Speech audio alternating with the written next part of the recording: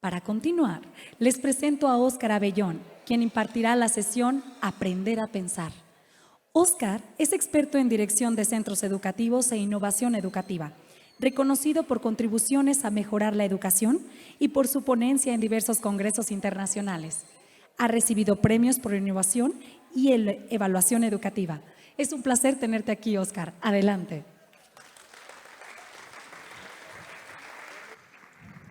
Muchas gracias. Muy buenos días. Aprender a pensar. ¿Cuántos de ustedes saben ya pensar? Levanten la mano, por favor. ¿Cuántos saben ya pensar? Bueno, pues vamos a hacer una cosa. Espero que hayan incorporado energía porque van a tener actividad. No sé si conocen la estrategia de escape room. Bueno, pues vamos a hacer un escape room invertido. Yo voy a ir haciéndoles pensar, tendrán que resolver lo que yo vaya preguntando y el que no lo acierte se va a tener que ir marchando del auditorio o bien se puede ir al metaverso, pero van a tener que ir abandonando, espero no quedarme solo, y van a tener muy poquito tiempo, o sea, presión total. Y de verdad que el que no lo acierte pues no puede permanecer en esta sesión. Es una pena, pero es lo que hay. Me gustaría empezar con una rutina muy sencillita. Simplemente, ¿qué sabemos sobre aprender a pensar? ¿Qué entendemos por pensamiento? ¿Qué nos gustaría saber? ¿Qué sabemos? ¿Qué nos gustaría saber? Y ya al final de la sesión ya podremos hacer la reflexión de qué es lo que hemos aprendido. Ojalá muchas cosas, ¿vale? Pero en principio esto lo podríamos hacer en un salón. Tendríamos a nuestra disposición papel, sería muy interesante contar con unos post-its y luego al final de nuestra reflexión habilitar espacio en las paredes, en las cristaleras, donde corresponda para poner nuestros post-its e ir haciendo visible nuestro pensamiento. ¿Qué sabemos sobre aprender a pensar? ¿Qué nos gustaría saber? Nada, unos segundos simplemente para que ustedes tengan ocasión de pensar un poquito en qué saben y qué les gustaría saber sobre aprender a pensar. Y dicho esto, vamos a empezar con una pregunta, no sé, yo creo que es sencilla, pero ahora veremos. Une estos 9 puntos con 4 líneas rectas sin levantar el bolígrafo del papel y sin pasar 2 veces por un mismo punto. Tienen 30 segundos y el que no lo acierte tendrá que abandonar inmediatamente la sala. Hay quien sonríe pensando que esto va de broma, no, esto va muy en serio.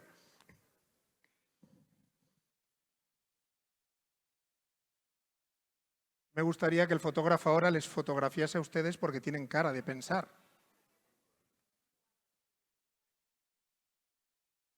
Si alguien tiene papel, lo puede hacer en el papel. Si no, ya veo que ustedes están ahí ya con el dedo, de aquí para allá.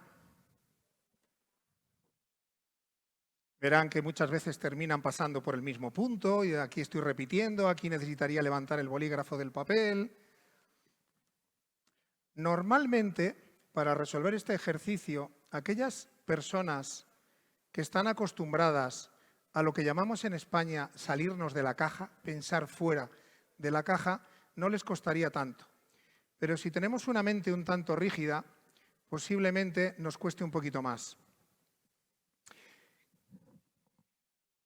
¿Y si en vez de con 4 líneas fuese con 3?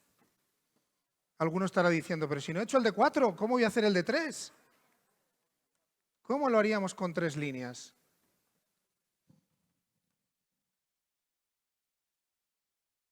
He hecho el silencio, es el primer signo de concentración y de pensamiento.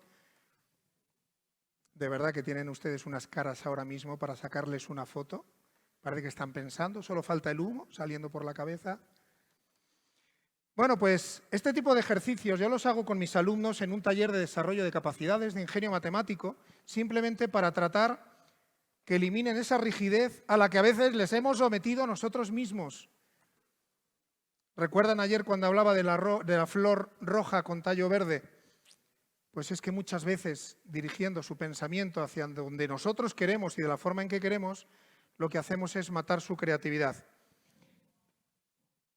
Solución al de 4 y solución al de 3. En el de 4 líneas, lo primero que tenemos que darnos cuenta es que nos tenemos que salir del cuadrado que muchas veces mentalmente hemos hecho cada uno de nosotros con los puntos de la periferia de ese cuadrado, los que forman el cuadrado. Y claro, si no nos salimos del cuadrado es imposible. Por eso vemos en el trazo, si empezamos desde aquí, subimos mucho más arriba del circulito, que en muchos casos cuando nos quedamos simplemente ahí no vamos a conseguirlo, tenemos que salirnos de esa especie de corsé que nos hemos construido nosotros mismos a través de ese cuadrado para poder conseguirlo. Aquí los alumnos fueron algo más ingeniosos y hacían los puntos más gorditos. Y entonces haciendo los puntos más gorditos los tocaban. Y entonces con 3 líneas eran capaces de cubrir todos los puntos sin pasar 2 veces por el mismo, sin levantar el bolígrafo del papel. No les voy a pedir que abandonen si no lo han resuelto. Pero sí que quería mostrarles algo. Cuando marcamos un límite de tiempo o sometemos a nuestros alumnos a cierta presión, va a ser mucho más difícil que piensen. Nos pasa a nosotros mismos. ¿Cuántas veces nos hemos visto en una situación en que hay un concurso en televisión con preguntas que pueden ser muy sencillitas, pero nos dan un límite de tiempo y ese límite de tiempo ya nos agobia y parece que algo tan obvio que sabemos muy bien, de repente parece que no sabemos responder? Y en el aula, en muchas ocasiones, no estamos generando un ambiente para pensar. Porque para pensar, nuestros alumnos tienen que tener tiempo, no pueden estar sometidos a tanta presión y tenemos que dar oportunidad de dar rienda suelta a ese pensamiento y poder guiarlo. Vamos a resolver esto de forma cooperativa. Todo ejercicio cooperativo tiene una parte individual. Les voy a dar un minutito para que cada uno piense cuántos cuadrados hay ahí. ¿Cuántos cuadrados ven ahí? Vale, voy a dar 30 segundos. 30 segundos para que piense cada uno de ustedes cuántos cuadrados ven ahí. No hace falta que lo digan. Por favor, vamos a hacer el ejercicio simplemente pensando cada uno de nosotros cuántos cuadrados vemos y no digamos la solución. Lo vamos a hacer de forma individual.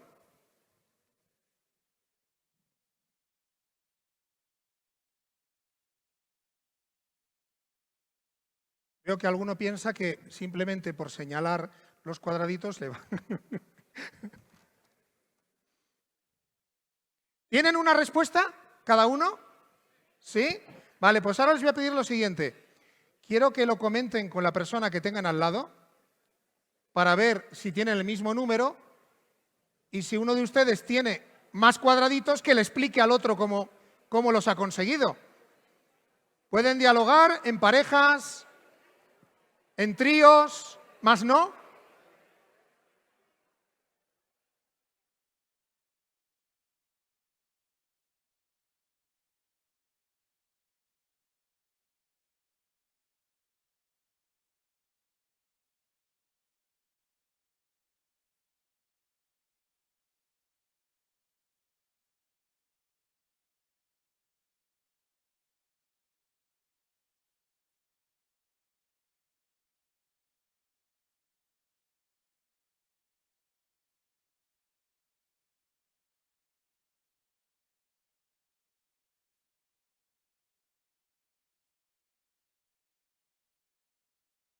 ¿Cuántos, levanten la mano, cuántos han encontrado más de 16?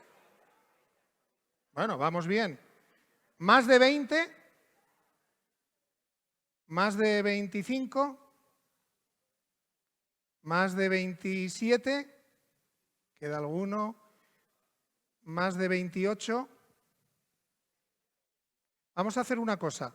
Pónganse de pie. Pónganse de pie. ¿Todos? Y les voy a dar un minuto para que se muevan en el auditorio tratando de buscar a aquellas personas que tengan más cuadraditos que ustedes para saber cómo los han conseguido. A ver si son capaces de encontrar más. Muévanse, muévanse.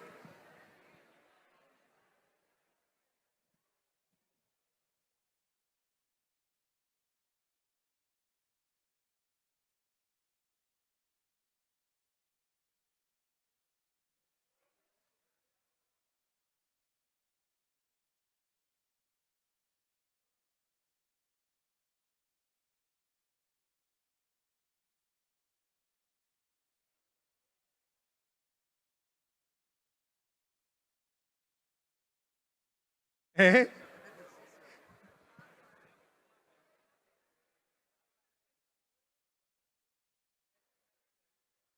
Por aquí hay alguien que tiene 30.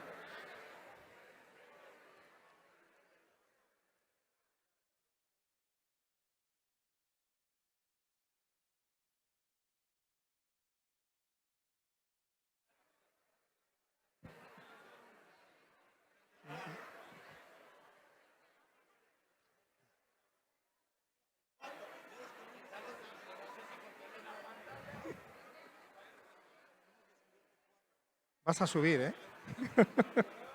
Tiempo, nos sentamos, nos sentamos.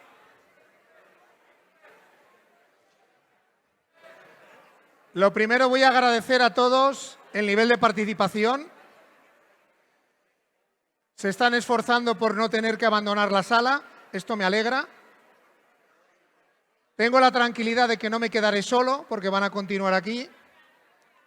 Bueno, comentar lo siguiente. Hay una estrategia de aprendizaje cooperativo, se llama 1, 2, 4, que yo utilizo mucho en clase con mis alumnos y que permite que se puedan ayudar entre ellos. Y a veces en la tarea de pensamiento, reflexión, viene muy bien. Primero, el trabajo individual de cada uno, buscando la solución a esta propuesta. En segundo lugar, trabajando por parejas. Si uno de los dos ha encontrado más, le explica al otro cómo lo ha conseguido. Después, en grupos de 4, 1, 2, 4. Y podemos hacer alguna variante y hacer como hemos hecho aquí, de tratar de que busquen en toda la clase quién ha encontrado más cuadraditos y que explique cómo los ha conseguido. Con esto conseguimos, seguramente sin la explicación del profesor, que todos los alumnos hayan comprendido y hayan encontrado lo que se estaba proponiendo. Es un ejercicio claramente de observación, de pensar de nuevo fuera de la caja y a la vez de ser organizados en el recuento. Esto en matemáticas es muy importante. Voy a tratar de ayudar en la búsqueda de los cuadraditos. Entonces, lo primero, supongo que inicialmente a todos lo que nos viene a la cabeza de forma inmediata es buscar los cuadraditos uno por uno, del tamaño que tenemos ahí, el cuadradito naranja. Y a veces nos quedamos simplemente en eso, 4 por 4, 16 en total. Contaríamos, tenemos ahí en total 17 cuadraditos. Luego podemos ir contando los que tienen un tamaño un poco más grande, que alguno dirá, pero ¿se podía cuadrados más grandes? Solo hemos dicho que cuántos cuadrados veíamos ahí, no hemos dicho de qué tamaño. Si ahora buscamos los 2 por 2, tendríamos primero en la esquina de arriba un primer cuadrado de dimensión 2 por 2, nos podríamos ir desplazando a la derecha, hacia abajo, y cuadrados 2 por 2 vamos a encontrar en total 9. El que tenemos en la esquina superior, izquierda, superior derecha, en el medio a la izquierda, a la derecha, abajo izquierda y derecha, y el que tenemos ahí en el medio. 9 en total, 2 por 2. 3 por 3, con ese tamaño, vamos a encontrar 4 más, arriba a la izquierda, arriba a la derecha, abajo izquierda, abajo derecha, 4 en total. Y por último el grande 4 por 4. Si lo añadimos, en total tenemos 30 cuadrados. ¿Alguien llegó a 30? ¿Sí? Pues un aplauso para todos. De momento no van a tener que abandonar la sala nadie, de momento, ni va a tener que irse al metaverso. De momento nos podemos quedar aquí. ¿Sí?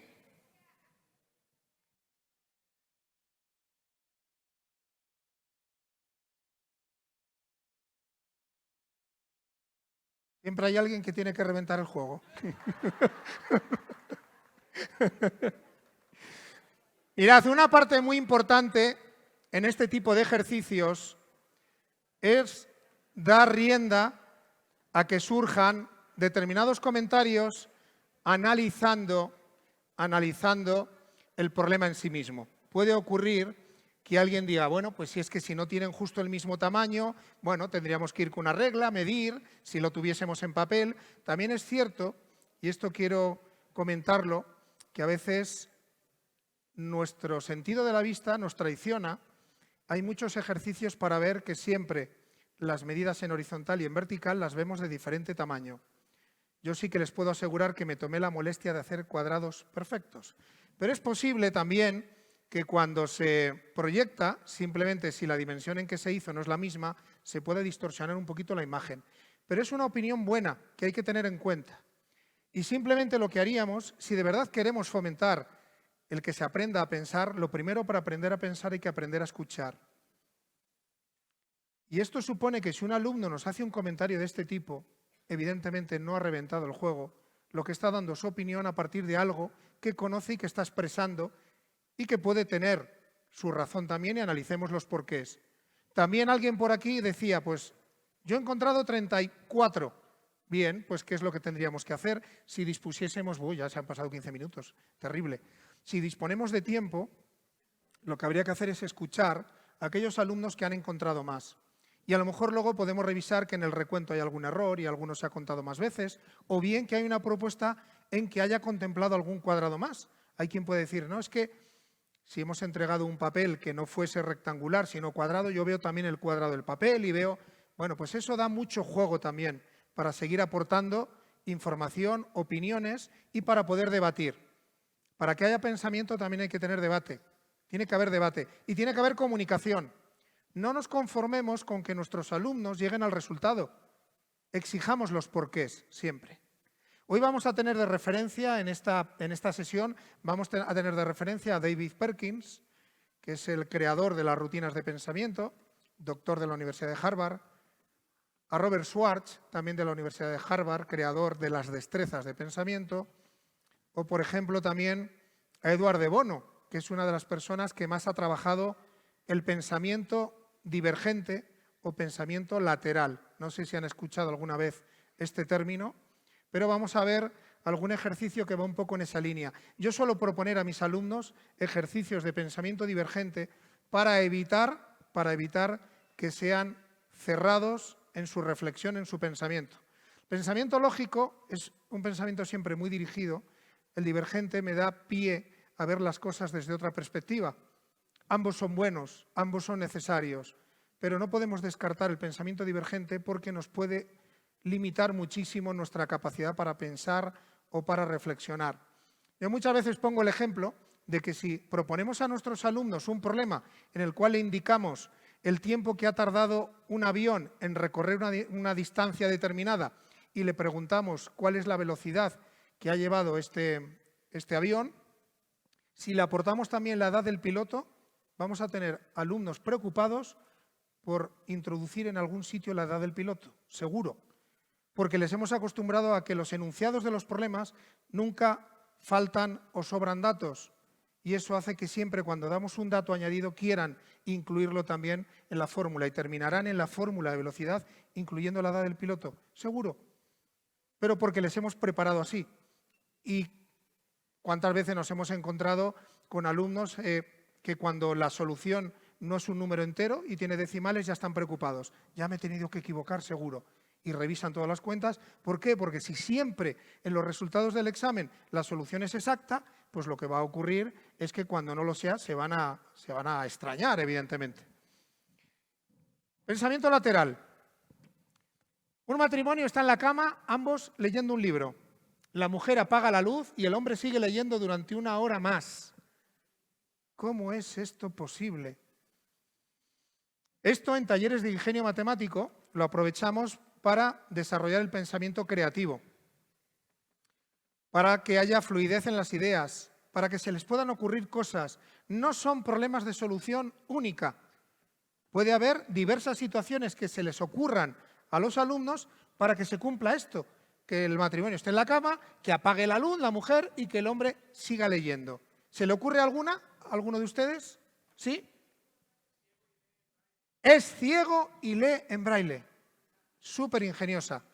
Esta es una de las respuestas, por ejemplo, que dio alguno de los alumnos o que da alguno de los alumnos cuando propongo un ejercicio como este. Muy buena. ¿Sí? Sacó el móvil, esto es muy sencillo, dice, bueno, pues ahora con la linternita del móvil le dice a la señora, hombre, vaya faena que me has hecho, que tengo que estar sacando ahora el móvil.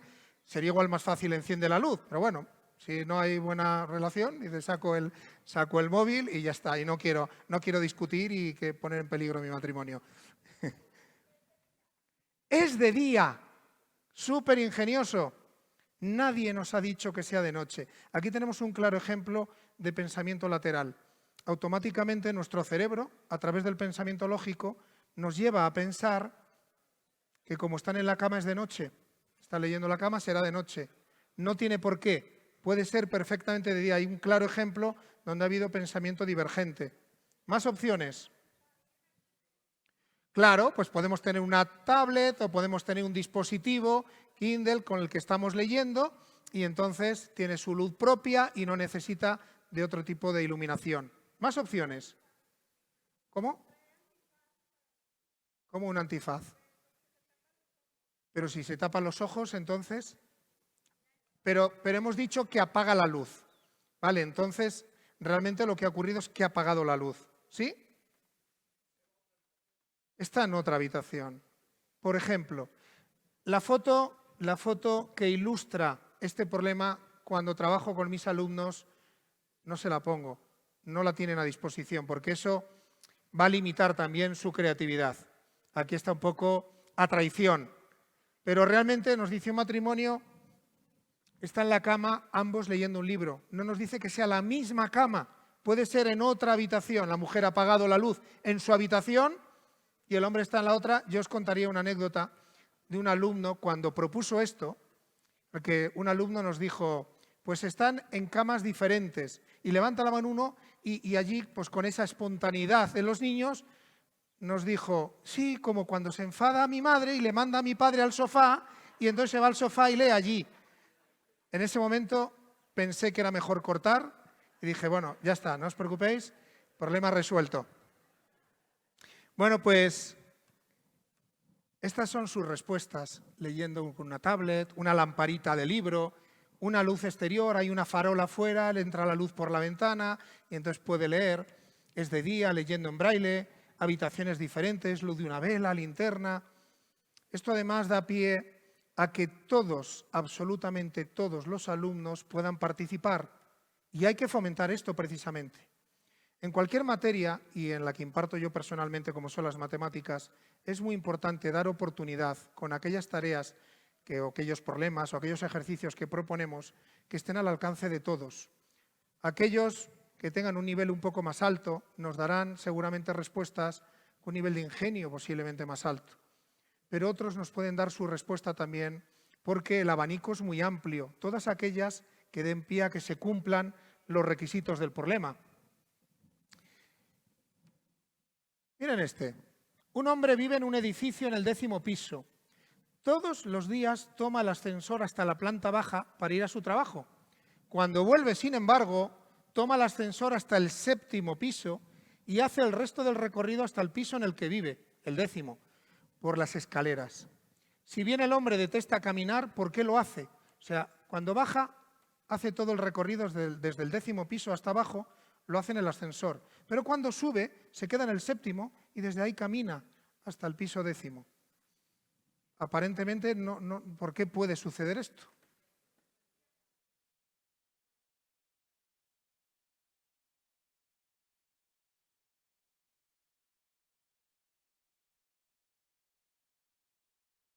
Bueno, puede ser una opción.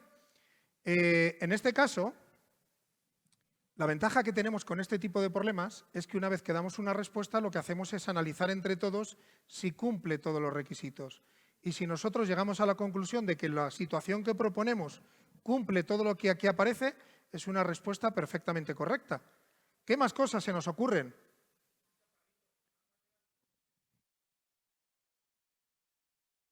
Una persona chaparrita, para bajar la planta baja la tiene a su alcance, pero solo llega hasta el 7º. Seguramente haya más opciones para darle al 10º, puede pedir ayuda, en este caso pues no ha querido molestar a nadie, pulsa al 7º piso y el resto pues lo hace caminando. Puede ser una opción. No funcionan los botones de esos pisos 8, 9, 10. Y entonces, ¿qué es lo que ocurre? Dice, bueno, pues el máximo que puedo subir es hasta aquí, pues una respuesta perfectamente válida. ¿Sí?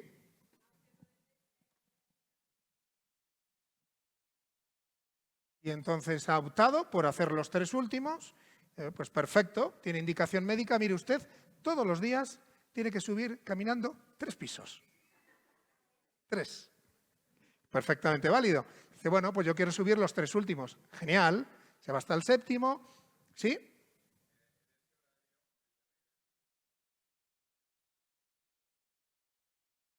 Y ha preferido evitarlo. Entonces, mira, yo pues tengo este problema, no quiero encontrarme con tal persona y entonces decido hacerlo así. Bueno, tenemos un montón de posibilidades, perdonad, vamos a poner otro. Tenemos un montón de posibilidades que cumplen este requisito. La riqueza de este tipo de ejercicios de pensamiento lateral no solo está en reflexionar qué se nos ocurre, sino compartir y aportar nuevas ideas que van a dar pie a que otros compañeros también participen. Una señora se ha olvidado en casa el carnet de conducir. No se detuvo en un paso a nivel. Se saltó una señal de dirección prohibida y viajó 3 bloques en dirección contraria por una calle de sentido único.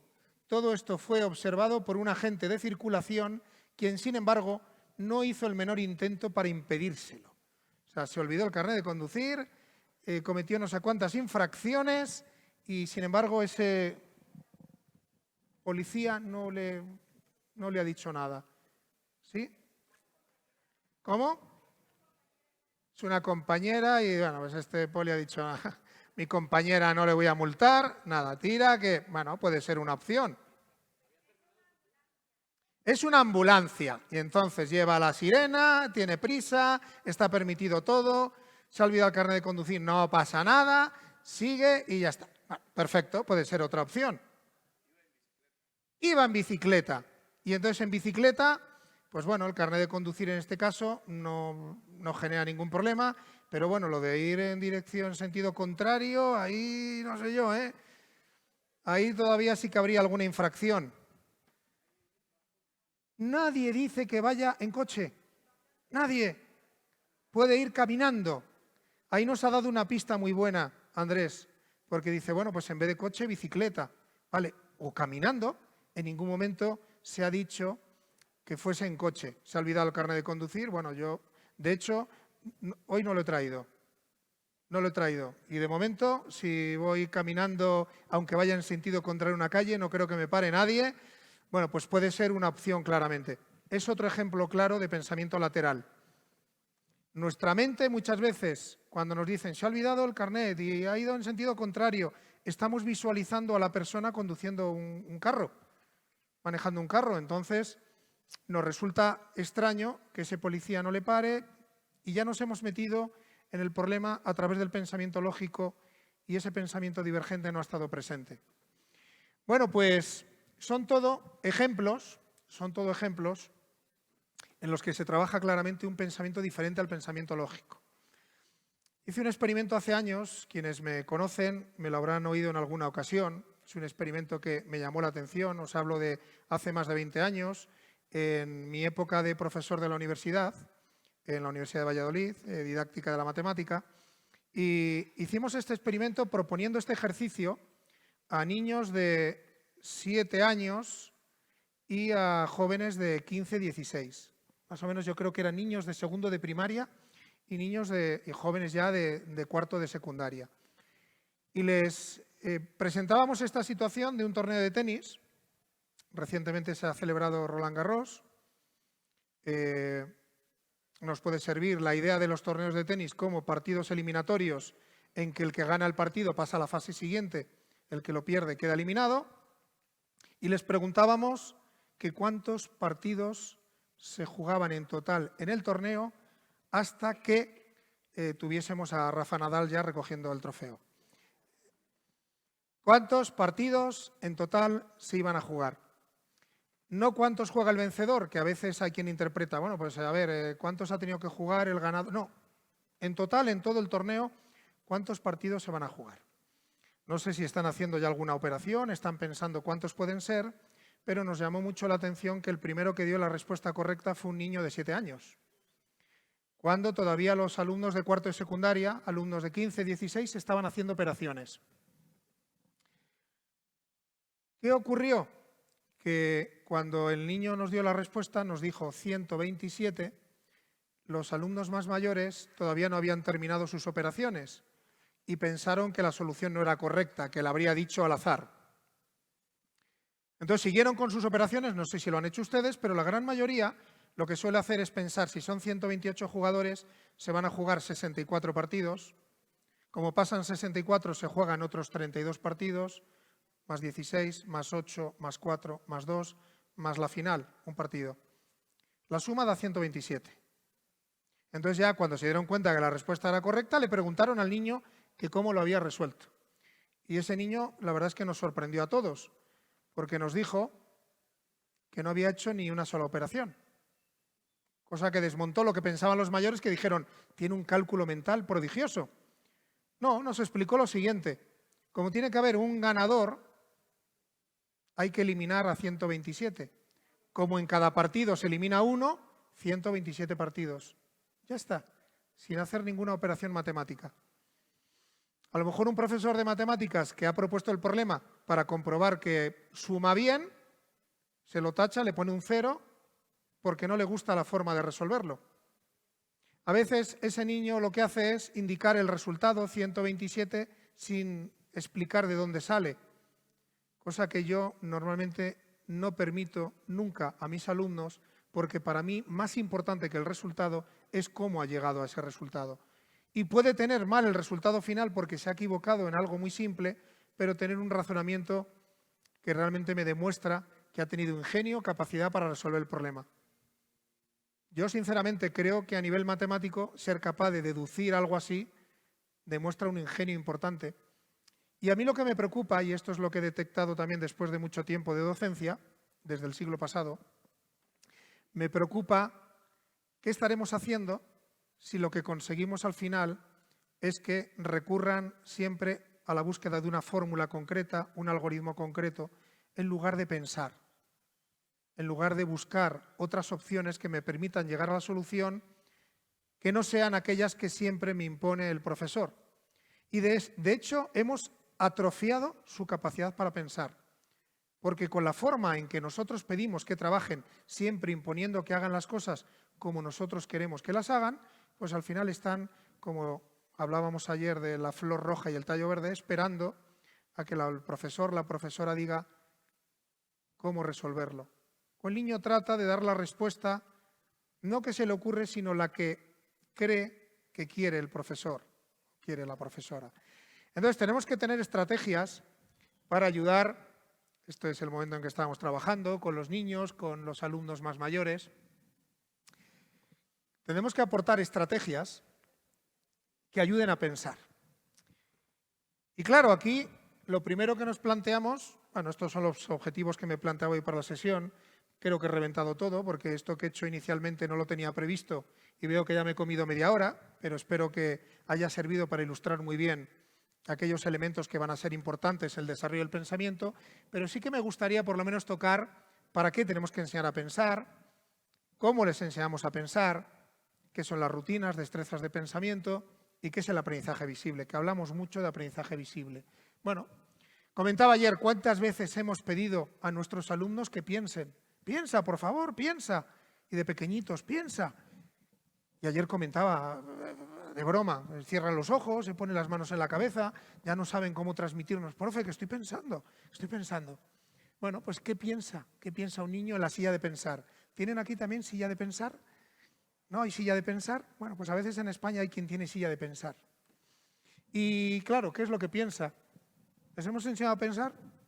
Bueno, pues a lo mejor ese niño está pensando en un balón, está pensando en un bocadillo, en unos coches, no sé, ¿en qué estarán pensando? O solo piensan lo que nosotros queremos que piensen. Y esto sí es un problema, porque esto es lo que puede matar su ingenio, su capacidad de pensamiento. Estos dos niños, ¿ves ese reactor? Es supersónico. ¿Qué va? Fíjate, no tiene las alas en forma de delta. Bueno, aquí jardín de infancia. Suena la campanita y dice, se acabó, tenemos que volver a enhebrar esas malditas bolas. Estaban en su conversación hablando de aviones supersónicos, reactores, y bueno, pues tenemos que enhebrar las bolitas. Bueno, es un poco a modo de broma. El doctor Perkins habla de lo importante que es integrar en nuestro currículum estrategias que permitan aprender a pensar a la vez que se adquiere conocimiento. Y eso es lo que llama la infusión, en esa infusión en la que combina el pensamiento con los contenidos curriculares. Esto es muy interesante. Tener la oportunidad, porque hay quien muchas veces dice, bueno, es que claro, con el programa que tengo que dar, que es tan extenso, que luego no llego al final y que no tengo tiempo. Bueno, si es que no tenemos que dedicar un tiempo diferente a pensar, podemos integrarlo también con nuestros contenidos curriculares. Y creo que eso es un avance importante, porque tenemos la posibilidad de aportar estrategias a nuestros alumnos para que piensen a la vez que adquieren contenidos. ¿Y para qué queremos que piensen? Pues hombre, para que resuelvan problemas, para que tomen decisiones, para que puedan analizarla, para que desarrollen también su capacidad crítica de decidir qué realmente puede ser creíble, fiable o no, para aplicarlo en sus vidas, en sus trabajos. Bueno, realmente creo que es muy importante que nuestros alumnos aprendan a pensar, que todos aprendamos a pensar.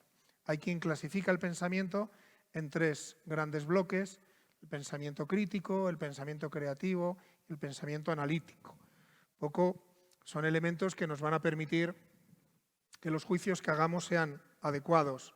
Y esto también es importante en el momento actual, sobre todo cuando tenemos tanta información que nos viene de forma interesada a través de determinados medios, que estoy convencido de que ustedes, si escuchan una misma noticia en diferentes medios, verán que hay grandes diferencias. Y, lógicamente, cada vez es más necesario ese desarrollo del pensamiento crítico. Con el creativo podremos ayudar a que nuestros alumnos generen ideas, haya fluidez a la hora de generar ideas. Con el analítico, habilidad para clarificarlas. Y con el crítico, para poder realmente tener criterio para si se puede valorar que una idea sea cierta o no. Ya digo que en el momento actual es muy necesario. Bueno, nuestros alumnos ya están utilizando tipos de pensamiento, comparan, eligen, predicen, toman decisiones. Seguro, seguro. Ahora bien, lo están haciendo con destreza, actúan por impulsos, deciden precipitadamente sin pensar, porque eso desde luego no sería pensar de manera efectiva, y eso nos va a llevar a tomar decisiones equivocadas o resolver problemas de manera errónea. Bueno, ¿cómo? ¿Cómo pensamos? ¿Cómo podemos enseñar a pensar nosotros? Bueno, pues 3 ideas que surgen a partir de un estudio, no es actual, es de los años 80, que pueden ser interesantes. Cuanto más explícita es la enseñanza del pensamiento, más efectiva resulta. Entonces nosotros tenemos esa responsabilidad de poner de manifiesto estrategias, herramientas que permitan que nuestros alumnos encuentren recursos para poder pensar. Cuanto mayor es la atmósfera de reflexión en la clase, más alumnos valorarán la capacidad de pensar. Un ambiente en el que vamos con prisas, en que metemos presión, no es un ambiente adecuado, no es un ambiente adecuado para pensar, no es un ambiente agradable. Antes, cuando comentaba, voy a dar 30 segundos, el que no lo acierte se va a tener que marchar. Bueno, pues yo supongo que ya pensaban ustedes, hombre, no nos va a hacer esto Óscar y nos va a mandar, y luego que esté aquí hablando y que estemos todos fuera ahí esperando a ver si nos deja entrar. Pero realmente en el aula sí que se producen situaciones de este tipo. Muchas veces metemos presión cuando realmente lo que queremos es que tengan tiempo para pensar. Pero como vamos siempre acelerados, cuanto más integrada está la enseñanza del pensamiento en la transmisión de contenidos, más piensan sobre lo que están aprendiendo. Y aquí toma todavía más valor lo que nos aporta el doctor Perkins de esa infusión, de tratar de incorporarlo con el currículum, porque ahí todavía va a hacer más consciente a nuestros alumnos de lo que están aprendiendo. Y esto es muy importante. A mí me disgusta mucho cuando un alumno llega a casa y le preguntan sus padres, ¿qué has aprendido hoy? Nada. ¿Cómo que nada? ¿Pero qué me dices? ¿Qué habéis hecho hoy? Y los padres preocupados, ¿pero qué están haciendo en la escuela? Viene mi hijo, dice que no ha aprendido nada. Estoy convencido de que ha aprendido un montón de cosas, pero a veces ellos mismos no son conscientes. No estamos haciendo visible su pensamiento, no estamos trabajando la metacognición, no les pedimos que reflexionen sobre lo que han aprendido. Y eso al final hace que, aunque realmente hayan aprendido cosas, no tienen realmente esa conciencia de que hayan aprendido realmente. Bueno, pues es verdad que en el currículum tenemos muchos contextos que nos van a ayudar a incorporar estrategias para pensar y se trata de ver un poco cómo podemos conseguir todo eso. Evidentemente, cuando yo trabajo la temática de aprender a pensar, lo hago pues, en cursos de aproximadamente entre 20 y 30 horas para ir viendo cada una de las estrategias. Esto va a servir simplemente para introducir algunas de ellas, para que las vayan conociendo, pero yo les animaría a que luego profundicen sobre ejercicios relacionados con el pensamiento lateral, la referencia a Edward de Bono, estrategias de rutina de pensamiento, David Perkins, estrategias de destrezas de pensamiento, Robert Schwartz.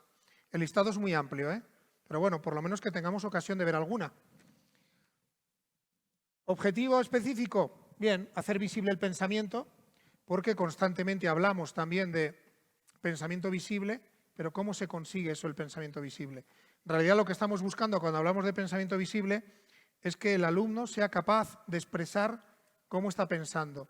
No solo para que el docente sepa cómo ha pensado, sino para que él mismo se haga consciente y pueda utilizarlo en otros contextos a través de ese aprendizaje. Este es el señor David Perkins y es el que habla de que muchas veces esa habilidad para pensar está escondida, está oculta, habla del maletero, el capó del coche, y que nosotros tenemos que realmente insistir en que cuando estamos trabajando con nuestros alumnos hagan visible lo que están pensando y lo podamos llevar al apartado donde podemos ver qué es lo que piensa. ¿Por qué hacer visible ese pensamiento? Hombre, ¿los profesores se benefician? Claro que sí. Tenemos una mayor información de cómo están pensando nuestros alumnos.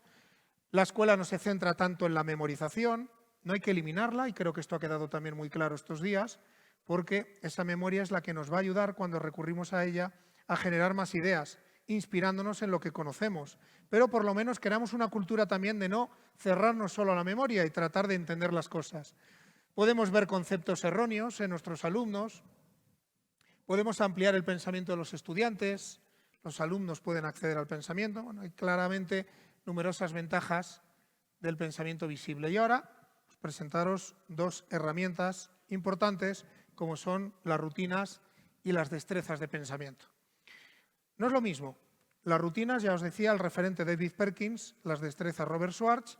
Las rutinas tienen un patrón mucho más sencillo, no suele requerir de organizador gráfico, sin embargo la destreza ya tiene un patrón un poco más complejo y para llegar a todo el proceso de razonamiento hay que seguir una serie de pasos establecidos.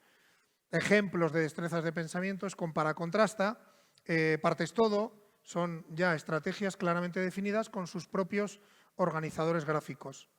Para no verme luego justo de tiempo y no poder hablar alguna destreza de pensamiento, les comparto que una de ellas, por ejemplo, compara-contrasta, permite ser capaces de relacionar dos conceptos.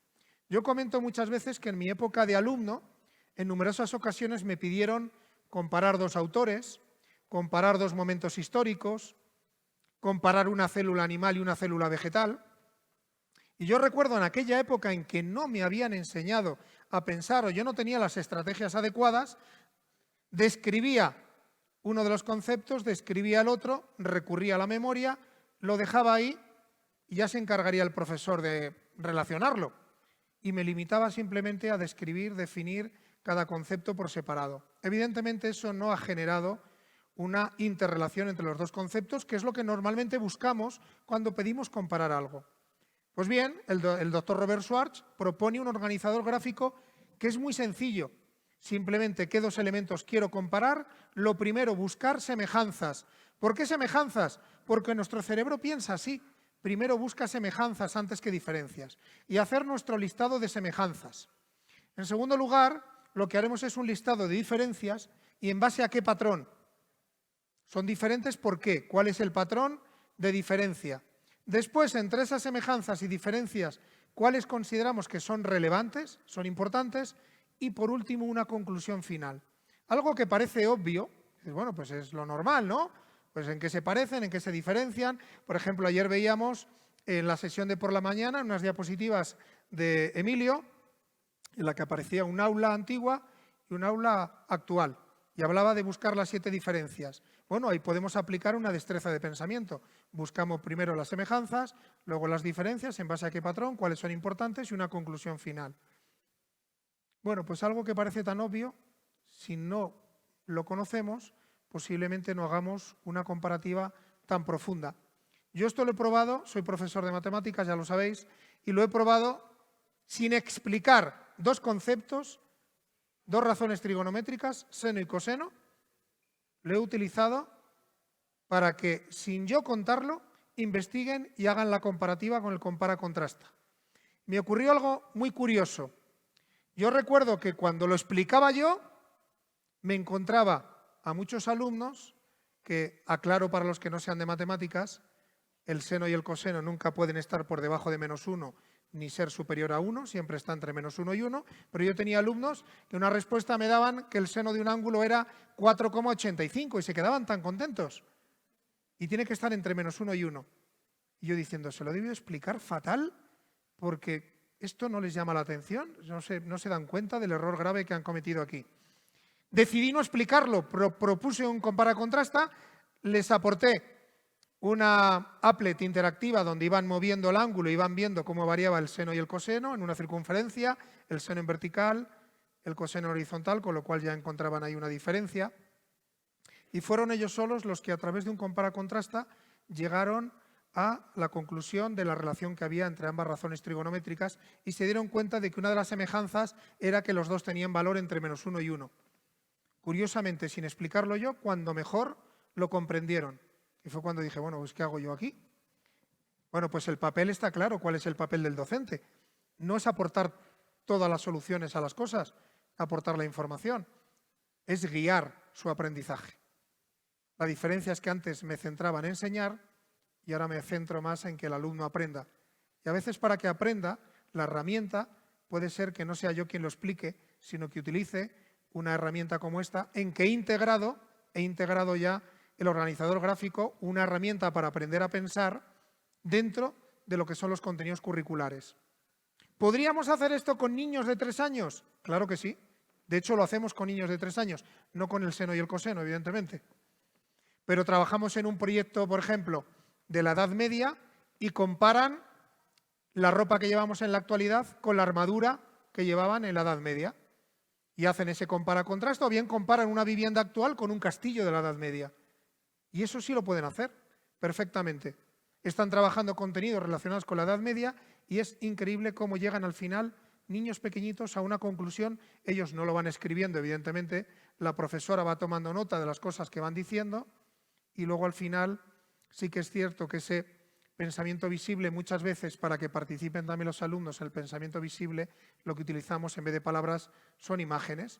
Pero van interiorizando ya, que esta es la idea de la destreza, interiorizan ese patrón de pensamiento, ese organizador gráfico, para que luego ni siquiera sea necesario y cuando tengan que comparar 2 cosas, mentalmente van a analizar las semejanzas, diferencias, patrones, cuáles son importantes. Voy a poner un ejemplo porque hay quien puede pensar, bueno, eso de que son importantes, muy sencillo.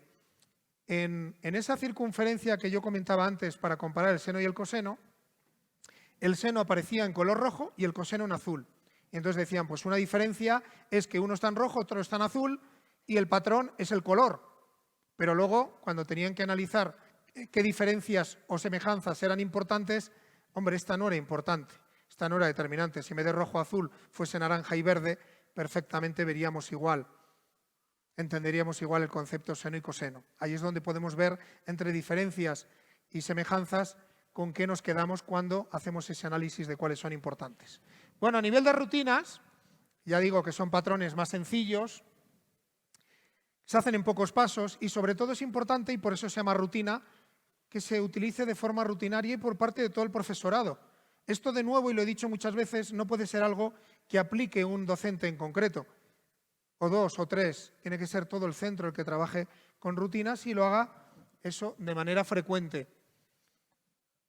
Voy a saltarme algunas cosas para cumplir con el tiempo, pero aquí les dejo un ejemplo entre las rutinas que propone David Perkins, un listado de algunas rutinas que sirve para profundizar ideas, para comprenderlas, para encontrar el equilibrio de las ideas, para desarrollar la creatividad. Se llaman así, ¿eh? No es que le ponga yo el nombre a cada una de estas rutinas porque quede bonito, sino que el propio David Perkins las ha bautizado con este nombre. Y es algo que si ustedes entran en Internet y buscan cada una de ellas, las van a encontrar con muchísima facilidad. Bueno, pues algún ejemplo concreto, por ejemplo, ¿qué sé? Quiero saber qué he aprendido. Esto lo he hecho al inicio, les he pedido que pensasen en qué sabían sobre algo, qué les gustaría saber. Y al final de la sesión podemos ver qué es lo que hemos aprendido. ¿Esto para qué sirve cuando estoy trabajando en una sesión de clase o en una unidad didáctica? Sirve para saber cuáles son las ideas previas de mis alumnos, cuáles son sus inquietudes, sus curiosidades, qué les gustaría conocer y al final, cuando tienen que analizar qué han aprendido, hacemos visible ese aprendizaje. Y cuando lleguen a casa y les pregunten qué has aprendido, pues ya tiene un listado de elementos que ha aprendido y que ha plasmado en el papel porque ha pensado sobre ellos y ha podido hacer visible qué es lo que ha aprendido. Bueno, pues aquí vemos algún organizador también que se puede utilizar. Estos son fotografías de organizadores que utilizamos en el aula con los alumnos y podemos ver pues, que a veces las ideas las expresan con una bombilla, las preguntas con ese interrogante, lo que han aprendido, esa especie de cartera, maleta que se llevan con aquello que han conseguido aprender. Bueno, pues muy interesante para poder plasmar ideas previas, inquietudes y aprendizaje visible. Un ejemplo. Importantísimo, esto sí que quiero y lo vais a ver en repetidas ocasiones. Trabajemos la metacognición. Tratemos de que eso que han aprendido con esa estrategia concreta de rutina de pensamiento, que sean capaces de darse cuenta para qué les ha servido. Escalera de metacognición. ¿Qué hemos hecho? ¿Cómo lo hemos hecho? ¿Para qué me ha servido? Y por último, ¿en qué otra situación, en qué otro contexto lo podría utilizar? ¿Por qué? Porque esto al final les está aportando herramientas que van a poder utilizar no solo en este momento concreto, sino en otras situaciones. Y si ellos son capaces de visualizar, pues esto lo puedo utilizar en esta otra asignatura o con estos otros contenidos, lo que va haciendo es incorporando en su mochila de aprendizaje, va incorporando diferentes estrategias que le van a ayudar a aprender a pensar. Entonces, esta escalera de metacognición es imprescindible. Ser consciente, conocer la estrategia, reflexionar, evaluar y, por último, planificar. Ser capaces de hacerse conscientes de en qué otras situaciones van a poder utilizarlo. Más opciones. Veo, pienso, me pregunto. ¿Alguna vez han visto esta rutina o conocen esta rutina? Es muy interesante para separar lo objetivo de nuestras interpretaciones. No es lo mismo lo que vemos que lo que pensamos. Por ejemplo, una imagen. Vemos una imagen de una señora con un niño de la mano y a veces podemos preguntar, ¿qué ves ahí? Y me dice un alumno, pues veo a un niño con su madre. Digo, no, lo que ves es un niño con una señora, van agarrados de la mano. Pero, ¿por qué sabes que es su madre? Puede que no sea su madre. Y entonces ahí sería el paso siguiente. ¿Qué piensas? Pienso que su madre. Yo le preguntaría, ¿por qué lo piensas? Hombre, pues lo pienso porque va de la mano, porque parece que está en una situación el niño natural, que no se siente forzado, no está tirando a nadie de él, o no sé, pero ahí es donde podemos hacer visible cómo pensamos para percibir o interpretar lo que estamos diciendo. Muchas veces confundimos, ya no digo nuestros alumnos, nosotros mismos, confundimos lo que vemos con lo que pensamos. No es lo mismo. Ejemplo, esta imagen. Podría preguntar, ¿qué veis aquí? Tratar de dar una descripción objetiva. ¿Qué vemos? ¿Qué vemos? ¿Alguien se anima a describir lo que ve? Lo que ve, no lo que interpreta, lo que piensa. Objetivo, que lo estemos viendo todos igual, porque esto es el sentido de la vista, lo que estamos viendo tiene que ser lo mismo para todos, otra cosa es lo que interpretemos. ¿Alguien se anima a describir esto? ¿Qué es lo que ve? Un hombre frente a una mujer, cada uno tiene su celular, ¿vale? Están cerca, podríamos decir, bueno, el hombre tiene la mano en la cintura de la mujer, ¿no? Ella ha apoyado su mano así en su cuerpo, en la chaqueta. Están mirando sus propios celulares, ¿no? Otra cosa es si pregunto, ¿qué pensáis? ¿Qué pensáis? Fijaos, rutina, veo, pienso, me pregunto. Esto lo utilizo mucho con mis alumnos para resolver conflictos. ¿Qué ha ocurrido? Describidme qué ha ocurrido. ¿Qué pensáis? Y muchas veces los conflictos se producen por interpretaciones equivocadas. Vayamos al objetivo, lo que es igual para todos, y a partir de ahí, ¿qué hemos interpretado? Y vamos a entender mucho mejor las cosas. Yo lo utilizo para interpretar un gráfico en matemáticas. ¿Qué veo en este gráfico? ¿Qué pienso? ¿Qué me pregunto a partir del gráfico y de lo que he pensado? Bueno, pues cuando hago este ejercicio, ya digo que en talleres con mucho más tiempo, que aquí no nos daría tiempo, invierto mucho tiempo en que se describa, pero sobre todo que expresen lo que piensan. Y les puedo asegurar que entre todos los que estamos aquí estamos pensando cosas seguramente muy diferentes.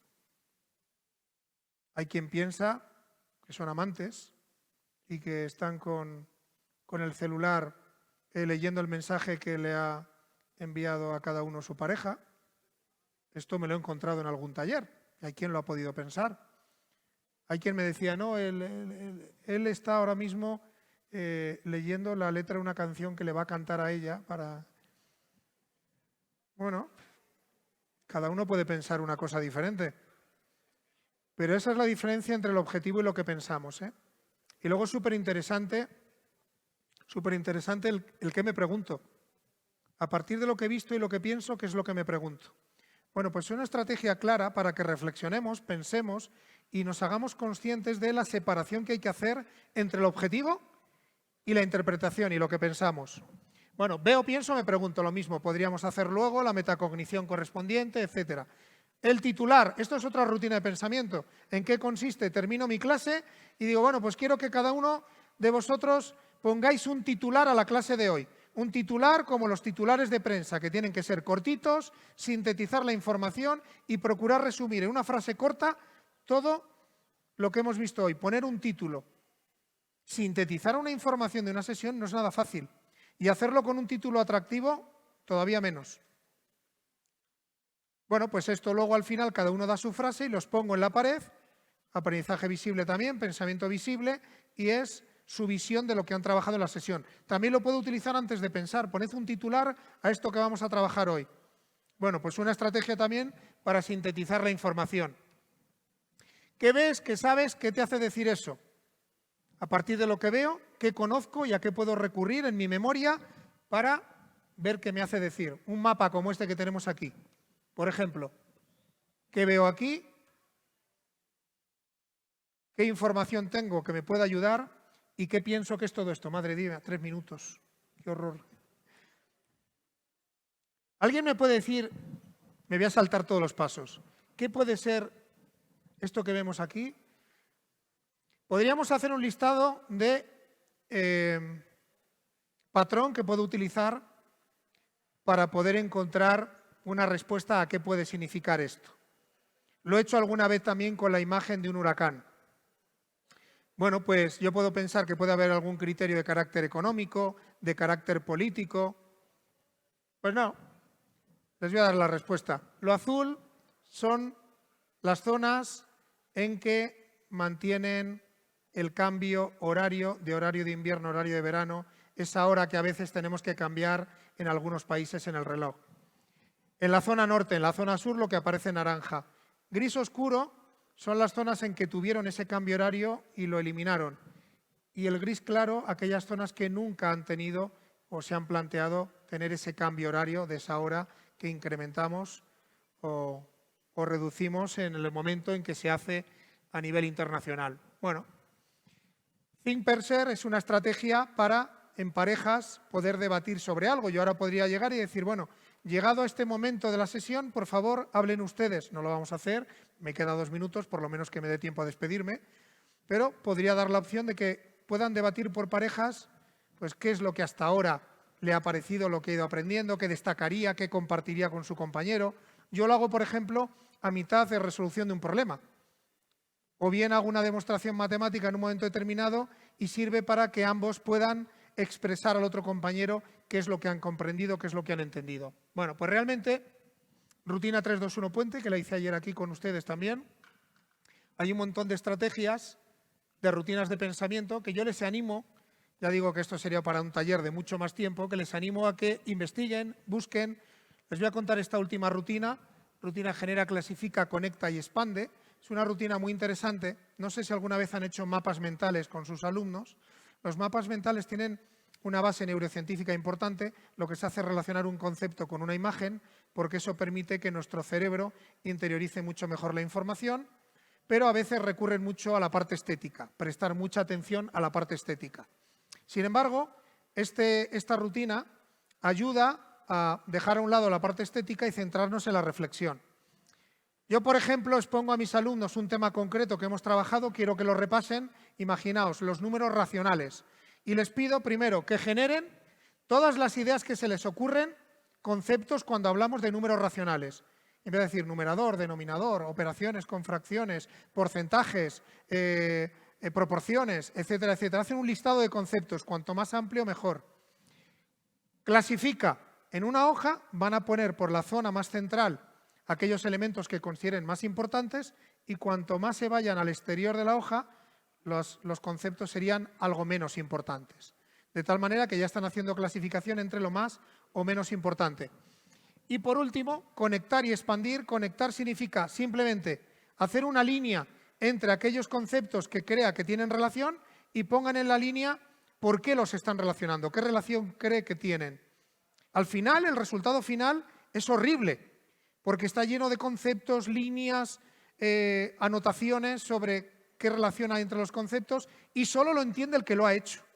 Pero lo importante no es el producto final, lo importante es ese proceso en el que han generado ideas, las han clasificado entre importantes o menos importantes, las han conectado y, por último, expandir es que a partir de ahí, si les vienen nuevas ideas con las que crea que tiene relación, que sigan incorporando más papel alrededor si hace falta para que todavía ese abanico de conceptos sea más amplio. Bueno, en definitiva, sobre todo lo que quiero destacar es que existen numerosas estrategias para aprender a pensar. Destrezas hemos visto ya algo, estas son algunas de ellas y hemos visto el compara-contrasta. Podríamos hablar también de partes todo, del pulpo, fiabilidad de fuentes, son numerosas las estrategias. Las podemos clasificar en pensamiento creativo, el análisis crítico y tareas complejas de pensamiento, y son algunos organizadores gráficos para el partes todo o para el compara-contrasta, como tenemos aquí en esta siguiente, en que, como ya decía antes, comparamos dos elementos, en qué se parecen, en qué se diferencian con respecto a qué, cuáles de esos patrones son importantes y, por último, la conclusión. Bueno, pues son algunos ejemplos. Lo podría hacer con esto, que lo he comentado antes, hacer un compara-contrasta con un aula que podemos considerar pues, de hace 100 años aproximadamente y un aula actual. Es súper interesante no jugar simplemente a las diferencias, sino hacer un estudio mucho más profundo de en qué se parecen, en qué se diferencian, de todo ello que es importante y, por último, una conclusión final. Seguro que nuestra percepción, nuestra reflexión sobre estas dos imágenes va a ser mucho mejor. Bueno, pues poco más, nos tocaría completar el esquema inicial. Habríamos visto al principio qué sé, qué me gustaría saber y ahora lo que anotaríamos es qué hemos aprendido. Me encantaría que en esta última parte tuviésemos todo lleno de cosas que hemos aprendido. Pues muchas gracias.